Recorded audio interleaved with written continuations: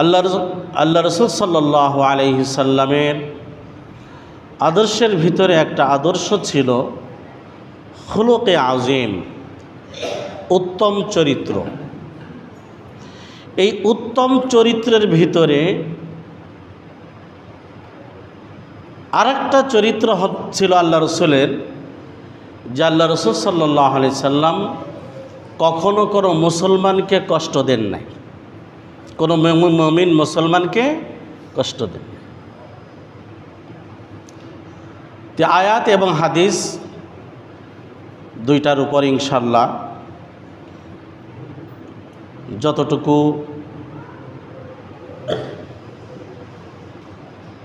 পারি ইনশাআল্লাহ আলোচনা করার চেষ্টা করব। আমা তৌফিক ইল্লা বিল্লাহ। আল্লাহ তাআলা আমাদেরকে লক্ষ্য করে বলছেন সূরা হাশরের 7 নম্বর আয়াত, ওমা আতাকুমুর রাসূলু ফাখুযুহু ওমা নাহাকুম আনহু ফান্তাহু। রাসূল তোমাদের কাছে যেগুলি নিয়ে এসেছেন এগুলি তোমরা আঁকড়ে ধরো, আর রাসূল তোমাদেরকে যেগুলি বর্জন করতে বলেছেন তোমরা সেইগুলি বর্জন করো। তাহলে আয়াত দ্বারা বুঝলাম যে আল্লাহ রসুল যেগুলি করতে বলেছেন সেইগুলি করা, আল্লাহ রসুল যেগুলি বর্জন করতে বলেছেন সেইগুলি বর্জন করা। ওয়াত্তাকুল্লাহ, আল্লাহ তাআলা এরপরে বলছেন তোমরা আল্লাহকে ভয় করো। অর্থাৎ আল্লাহ রসুল যেগুলি নিয়ে এসেছেন এইগুলি আঁকড়ে ধরো, যেগুলি বর্জন করতে বলেছেন এইগুলি বর্জন করো। যদি এর ব্যত্যয় ঘটে ওয়াত্তাকুল্লাহ, তোমরা আল্লাহকে ভয় করো, এই ব্যাপারে সাবধান। ইন্নাল্লাহা শাদীদুল ইকাব, শুনে রাখো আল্লাহ তাআলা কঠিন শাস্তিদাতা, কঠিন শাস্তি দিতে পারেন আল্লাহ তাআলা।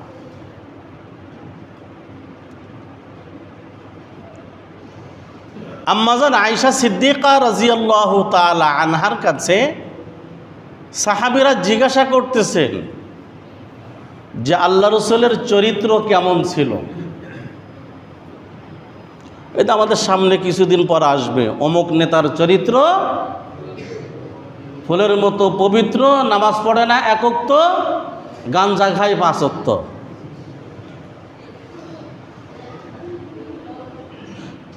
একমাত্র ফুলের মতো, ফুলের থেকেও বেশি ভালো চরিত্র কার ছিল? রাসূল সাল্লাল্লাহু আলাইহি ওয়াসাল্লাম। ফুলের গায়ে স্পট থাকতে পারে কিন্তু রাসূলের চরিত্রের ভিতরে কোনো স্পট ছিল না। সুবহানাল্লাহ। আম্মাজান আয়েশা সিদ্দিকা রাদিয়াল্লাহু তাআলা আনহাকে জিজ্ঞাসা করছেন সাহাবায়ে কেরাম যে আল্লাহ রাসূলের চরিত্র কেমন ছিল। আমরা হলে উত্তর দিতাম কি, ভালো ছিল। আম্মাজান উত্তর দিচ্ছেন কত কৌশলে, হাল তাকরাউনাল কোরআন, তোমরা কি কোরআন পড়ো না? হ্যাঁ আম্মাজান আমরা তো কোরআন পড়ি।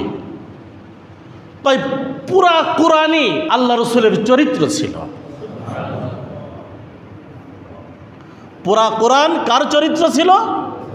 রাসূল সাল্লাল্লাহু আলাইহি সাল্লামের চরিত্র ছিল, আখলাক ছিল। অর্থাৎ আল্লাহ তাআলা যা করতে বলেছেন আল্লাহ রসুল তাই করেছেন, আল্লাহ তাআলা যা বর্জন করতে বলেছেন আল্লাহ রসুল তাই বর্জন করেছেন। তাই পুরা কোরআন কানা খুলুকুহু আল কোরআন, আল্লাহ রসুলের চরিত্র ছিল পুরা কোরআন।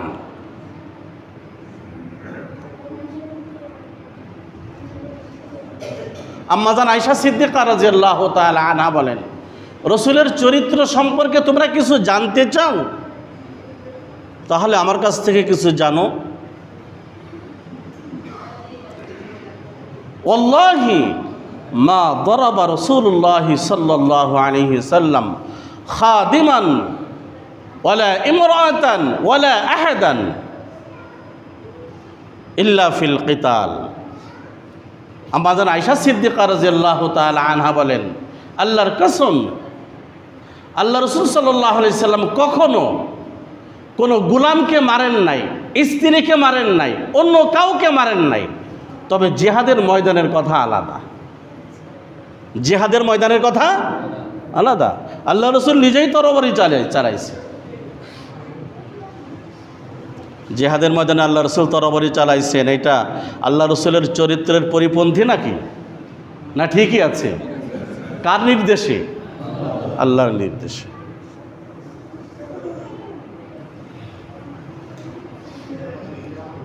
হযরত আনাস রাদিয়াল্লাহু তাআলা আনহু বলেন, কথা বলা যাবে না?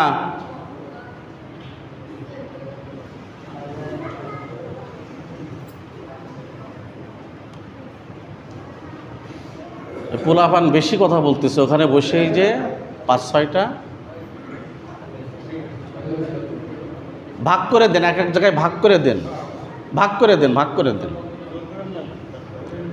বেশি জোর করেন না, এমনি এমনি একজনের ফাঁকে ফাঁকে কিন্তু বসাই দেন। হযরত আনাস রাদিয়াল্লাহু তাআলা আনহু, ভালো করে শোনেন, আল্লাহ রসুলের খাস খাদেম ছিলেন।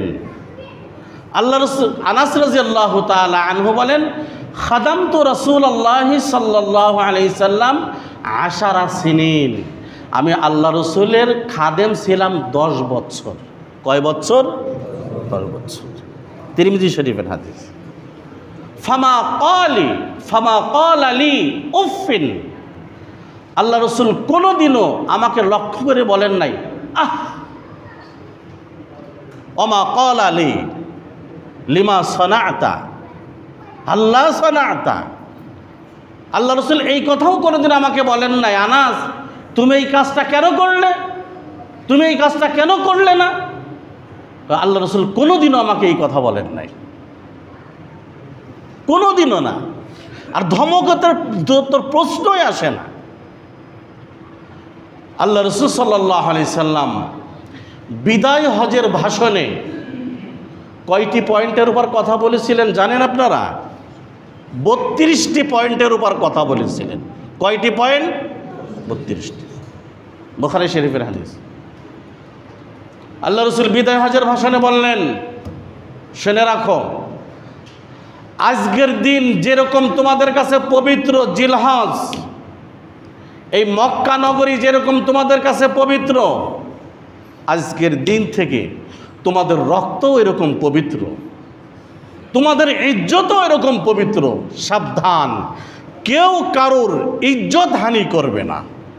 যেরকম মক্কা নগরী পবিত্র, যেরকম জিলহজ মাস পবিত্র, যেরকম আমি পবিত্র, ওইরকম এক মুসলমানের ইজ্জত আর এক মুসলমানের কাছে ওরকম পবিত্র।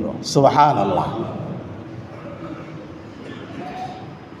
আল্লাহ রসুল কখনো কারোর ইজ্জত হানি করেন নাই, বেইজ্জতি করেন নাই, অসম্মানী করেন নাই। আমি যে তিরমিজি শরীফের হাদিস পড়েছি, এইটাই পড়েই আমি আমার বয়ান শেষ করব ইনশাআল্লাহ। তিরমিজি শরীফের হাদিস 2032 নম্বর হাদিস। কত নম্বর হাদিস? 2032 নম্বর হাদিসটা সহিহ। এই হাদিসটা বর্ণনা করেছেন ওমর রাদিয়াল্লাহু তাআলা আনহুর ছেলে আব্দুল্লাহ। عن عبد الله بن عمر رضي الله تعالى عنهما قال صعد رسول الله صلى الله عليه وسلم المنبر। হযরত আব্দুল্লাহ ইবনে ওমর রাদিয়াল্লাহু তাআলা আনহুমা বলেন, আল্লাহ রসুল একদিন এই মেম্বারের উপর উঠলেন। আমি যেটার উপর বসে আছি এটার নাম কি? মিম্বার। সাইদা রাসূলুল্লাহ সাল্লাল্লাহু আলাইহি ওয়াসাল্লাম আল মিম্বার। আল্লাহ রসুল একদিন এই মিম্বারের উপর উঠলেন, বসলেন। ফানাদা বিসাউতিন রফিইন। আল্লাহ রসুল মিম্বারের উপর উঠে উচ্চ আওয়াজে ডাক দিলেন, উচ্চ আওয়াজে উচ্চ স্বরে ডাক দিলেন। আসতে বলেন নাই। ফানাদা বিসাউতিন রফিইন, রফি মানে উঁচু। আল্লাহ রসুল উঁচু আওয়াজে ডাক দিলেন সবাইকে, মসজিদের সবাইকে। আল্লাহ রসুল ইচ্ছা করলে আস্তে আওয়াজেও কথা বলতে পারতেন, কিন্তু উঁচু আওয়াজ দিয়ে আল্লাহ রসুল বুঝাতে চাচ্ছেন আমি যে কথাগুলি বলবো এই কথাগুলির দাম অনেক বেশি, অনেক দামি কথা। সেই জন্য কখনো কখনো উঁচু আওয়াজে কথা বলতে হয়, কখনো কখনো নিচু আওয়াজেও কথা বলতে হয়। আল্লাহ রসুল দুই সিস্টেমেরই কি বলেছেন, কথা বলেছেন। আমাদের সমাজে অনেকে আছে না যে হুজুর এত চিল্লাই কেন, মামুনুল হকরা এত চিল্লাই কেন, কিন্তু চিল্লাই ওয়াজ করার কথা হাদিসে আছে না নাই? আছে।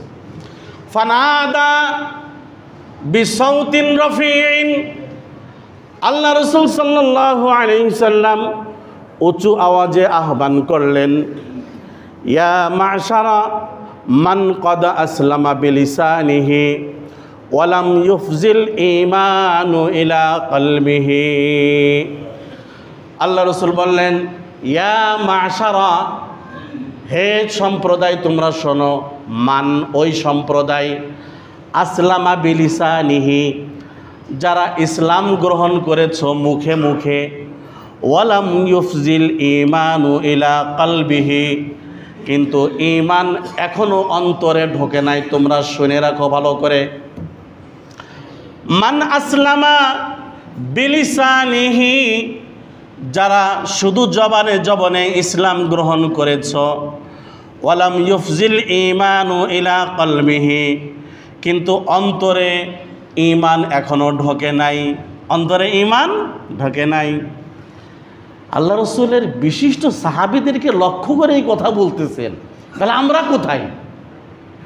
সাহাবীদেরকে লক্ষ্য করে আল্লাহ রসুল বলতেছেন, যারা মুখে মুখে ঈমান এনেছ কিন্তু ঈমানটা এখনো অন্তরে ঢোকে নাই, তোমরা শুনে রাখো।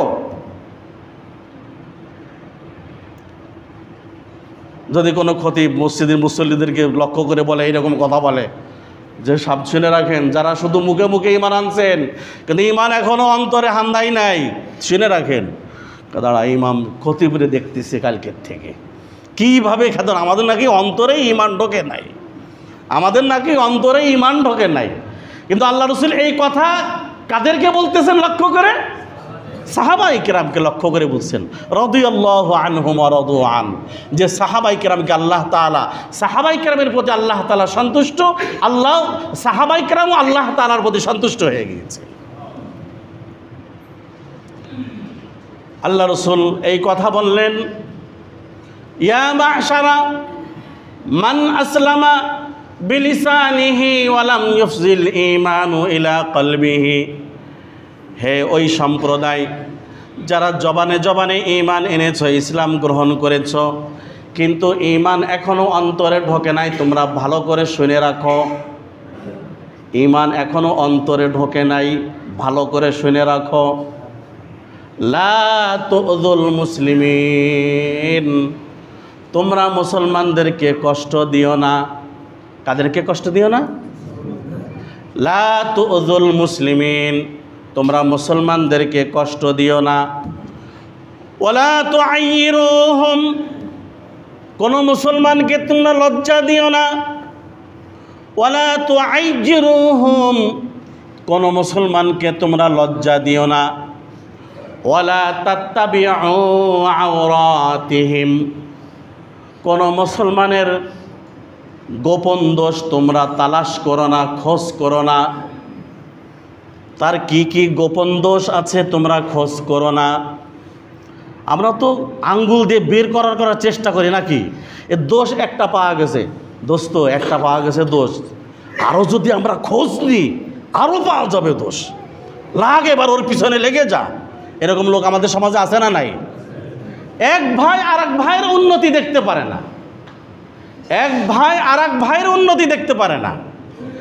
আল্লাহ রসুল বলেন, ওয়ালা তাত্তাবিউ আওরাতিহিম, তোমরা আর এক মুসলমানের দোষ তালাশ করো না, দোষ খুঁজো না তোমরা। আল্লাহ রসুল বলেন আর এক হাদিসের ভিতরে যে তোমরা, হে আমার উম্মাত, তোমরা নিজেদের দোষ নিজেরা খোঁজা শুরু করো। যখন আমি আমার দোষ খোঁজা শুরু করব, তখন আমি আপনার দোষ খোঁজার সময় পাবো না। ঠিক কি ঠিক না? আমি আমার দোষ খুঁজি না। আমার দোষ যে কত, আমি জান্নাতে যেতে পারবো কি পারবো না এর কোনো ইয়ে নাই। কিন্তু আরেকজনকে গ্যারান্টি দিচ্ছে কি, ও তো জাহান্নামী, কাফের হয়ে গেছে, ও জান্নাতে যাবে কিভাবে? সাবধান। আল্লাহ রাসূল বলেন, ওয়ালা তাত্তাবিউ আওরাতিহিম, তোমরা মুসলমানদের দোষ খোঁজ করো না, গোপন দোষ খোঁজ করো না। গোপনে যদি সে কোনো গুনাহ করে থাকে, আর গোপনে যদি তার রবের কাছে যদি ক্ষমা চেয়ে থাকে, আর তার রব যদি তাকে ক্ষমা করে দেয়, আর তুমি যদি তার ওই দোষ ওই গুনার কথা যদি স্মরণ করো, মানুষের কাছে বলে বেড়াও, আল্লাহ রসুল বলেন এরকম লোককে আল্লাহ তাআলা ওই গুনাহ না করা পর্যন্ত তার মউত দেবেন না। নাউজুবিল্লাহ। আমাদের সমাজে একজন একটা জেনা করেছে, কিন্তু সে আল্লাহর কাছে খাস দিলে তওবা করে নিয়েছে যে আল্লাহ আমি জেনা করে ফেলেছি, আমি এই গুনার কাজ করে ফেলেছি, আল্লাহ আমাকে মাফ করে দাও। আল্লাহ গোপনে গোপনে তাকে মাফ করে দিয়েছে। ওই 50 বছর আগে এই গুনার কাজটা করেছে, আপনি এই গুনার কাজটাই 50 বছর যাবৎ মানুষের কাছে বলে বেড়ান। তাই ও কি ভালো মানুষ নাকি, ও একজনের বাড়িতে ধরা খাইছিল, এরকম বলে না? বিশেষ করে এই চর্চাগুলি গ্রামগঞ্জে বেশি হয়। শহরের মানুষ তো ব্যস্ত থাকে, এই চর্চাগুলি গ্রামগঞ্জে বেশি হয়। তা আল্লাহ রসুল বলেন যে আল্লাহ তাকে মাফ করে দিয়েছে, কিন্তু তুমি তার সেই দোষ চর্চা এখনও করতেছো। আল্লাহ রসুল বলেন যতদিন পর্যন্ত তুমি ওই পাপ কাজে জড়িত না হবে, ততদিন পর্যন্ত আল্লাহ তোমার মউত দেবে না। নাউজুবিল্লাহ। সেই জন্য কারোর দোষ কি তালাশ করব? কার দোষ তালাশ করব? নিজের দোষ তালাশ করব। আমরা সবাই পাপী, আপন পাপের বাটখারা দিয়ে অন্যের পাপ মাপি।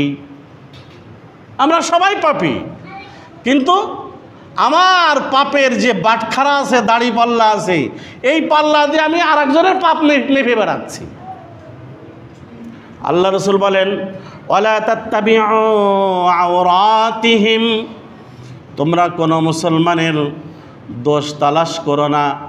ফাইন্নাহু মান তাতাব্বা আওরাতা আখিহিল মুসলিম, আল্লাহ রসুল বলেন কেউ যদি তার মুসলমান ভাইয়ের দোষ তালাশ করে, গোপন দোষ তালাশ করে, ফাইন্নাল্লাহা তাতাব্বা আওরাতাহু ইয়াউমাল কিয়ামা, আল্লাহ তাআলা কিয়ামতের দিন এই বান্দার দোষ মানুষের সামনে প্রকাশ করে দেবেন। নাউজুবিল্লাহ, নাউজুবিল্লাহ। আমি আরেকজনের দোষ তালাশ করে বেড়াচ্ছি, আমার দোষ আল্লাহ তাআলা কিয়ামতের দিন কোটি কোটি মানুষের সামনে আল্লাহ তাআলা ফাঁস করে দেবেন। তারপরে আল্লাহ রসুল বলেন ওয়াফজাহু ওয়ালাউ ফি জাওফি রাহলিহি, আমি যদি মানুষের দোষ খোঁজ করে বেড়াই, দোষ খুঁজে খুঁজে বের করি, কত দোষ বের করা যায়। এমনকি দোষ করে নাই, কোনো অপরাধ করে নাই, পাপ করে নাই, তারপরেও তোহমাত দিয়ে অপবাদ দিয়ে তার দোষ বের করার চেষ্টা করে না? করে না? হাজারবার করে এরকম। আল্লাহ রসুল বলেন এই কাজ যারা করবে, মানুষের দোষ খুঁজে বেড়াবে, আল্লাহ তাআলা কিয়ামতের দিন তার দোষ ত্রুটি, তার গোপনীয় জিনিস আল্লাহ তাআলা কিয়ামতের মাঠে মানুষের সামনে বলে দেবেন। আর কি ওয়াফজাহু ওয়ালাউ ফি জাওফি রাহলিহি আও ফি বাইতিহি, আল্লাহ রসুল বলেন এরকম লোক যদি তার ঘরের ভিতরেও থাকে, তারপরও আল্লাহ তাআলা তাকে দুনিয়ায় বেইজ্জতি করেই ছাড়বেন। ওয়াফজাহু ওয়ালাউ ফি বাইতিহি, আল্লাহ রসুল বলেন যে এরকম লোক যারা মানুষের দোষ ত্রুটি খুঁজে বেড়ায়, সে ঘরের ভিতরেও যদি পড়ে থাকে, তারপর আল্লাহ তাআলা তাকে তার ঘরের ভিতরে বেইজ্জতি করে ছাড়বেন। কত বড় কথা দেখেন তো একটু। তারপরে ইবনে উমর রাদিয়াল্লাহু তাআলা আনহুমা ওয়া নাযারা ইবনে উমর রাদিয়াল্লাহু তাআলা আনহুমা ইলাল কাবাতি, ইবনে উমর রাদিয়াল্লাহু তাআলা আনহুমা কাবার দিকে তাকালেন। ভালো করে শোনেন, কাবার দিকে তাকিয়ে বললেন, মা আ'যামাকি ওয়া মা আ'যামা হুরমাতাকি। আব্দুল্লাহ ইবনে উমর রাদিয়াল্লাহু তাআলা আনহুমা কাবার দিকে লক্ষ্য করে বললেন, হে কাবা, তোমার কত দাম, কত দাম, কতই না তোমার দাম, কতই না তোমার ইজ্জত। তবে শুনে রাখো, শুনে রাখো, ওয়াল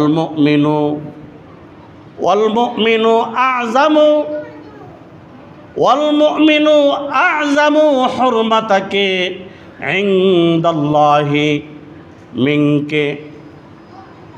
আব্দুল্লাহ ইবনে উমর রাদিয়াল্লাহু তাআলা আনহুমা বললেন, হে কাবা, তোমার দাম কত, কত, অনেক দাম, অনেক দাম, অনেক দাম, কিন্তু তুমি শুনে রাখো, তোমার এই কাবা ঘরের থেকে মুমিনের ইজ্জতের দাম বেশি।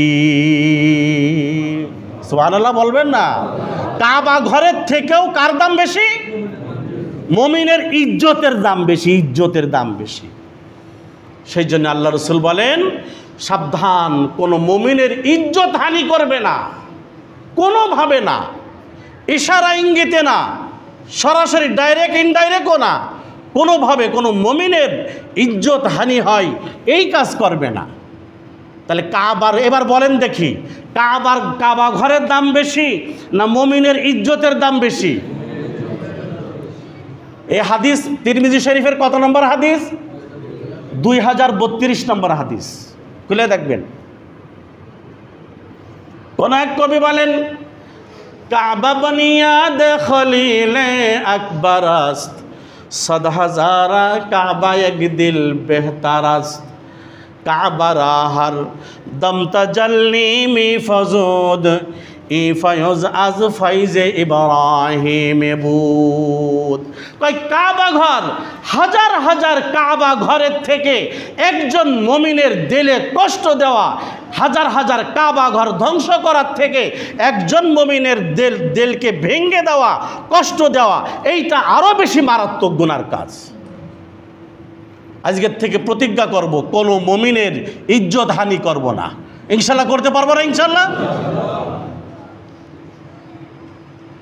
সেদিন শায়েখ আহমদুল্লাহ সাহেবের একটা ছোট্ট একটা বয়ান শুনছিলেন, শর্ট বয়ান, পরে হাদিসটা খুঁজতে খুঁজতে পেয়ে গিয়েছি। উনি বলছেন কি, আবু দাউদ শরীফের হাদিস, যে ওই ব্যক্তি কিয়ামতের দিন জান্নাতে প্রবেশ করতে পারবে না অহংকারী, অশ্লীল ভাষী, আর মানুষকে খোঁচা মেরে কথা বলে। মানুষকে, আমাদের সমাজে আছে না নাই? শুধু খুঁচাই, শুধু খুঁচাই, কাজ কামার নাই, শুধু কি খুঁচাই। খুঁচাই কিভাবে তার একটু গন্ধ বের করা যায়, শুধু খুঁচাই। তিরমিজি শরীফের হাদিস, আল্লাহ রাসূল বলেন 2056 নম্বর হাদিস, লাইসাল মুমিনু বিত্তাআনি ওয়ালাল লাআনি ওয়ালাল ফাহিশি ওয়ালাল বাযিয়্যি। আল্লাহ রাসূল বলেন, কোনো মুমিন, সে মুমিন হতে পারবে না যদি কাউকে খোঁচা মেরে কথা বলে। মুমিন খোঁচা মেরে কথা বললে তার ঈমান থাকে না। আমি আপনাকে খোঁচা মেরে কথা বললাম, তার মানে আমার ভিতরে অহংকার আছে। কি আছে? খোঁচা মেরে কথা বলা তার মানে কি? অহংকারী লোক ছাড়া খোঁচা মেরে কথা বলে না। আর অহংকারী জান্নাতে প্রবেশ করবে না। ফাবিসা মাসওয়াল মুতাকাব্বিরিন, জাহান্নাম অহংকারীদের জন্য কতই না নিকৃষ্ট জায়গা হবে, আল্লাহ তাআলা বলেছেন। সেই জন্য খোঁচা মেরে কথা বলা, এটা সাবধান ভাই, দোস্ত, বুঝো, আমার ঈমান আমল সব বরবাদ হয়ে যাচ্ছে। আমি আরেকজনকে খোঁচা মেরে কথা বলছি আর দোষ বের করার জন্য লেগেই আছি, এইগুলি করব না ভাই দোস্ত বুজুর্গ। কোনো মুমিন মুসলমানের ইজ্জত হানি করব না, কারোর দোষ বের করার চেষ্টা করব না, খুঁচা মেরে কথা বলবো না, অহংকারী হব না। ইনশাল্লাহ এই হাদিসের উপর আমল করতে পারবো না ইনশাল্লাহ।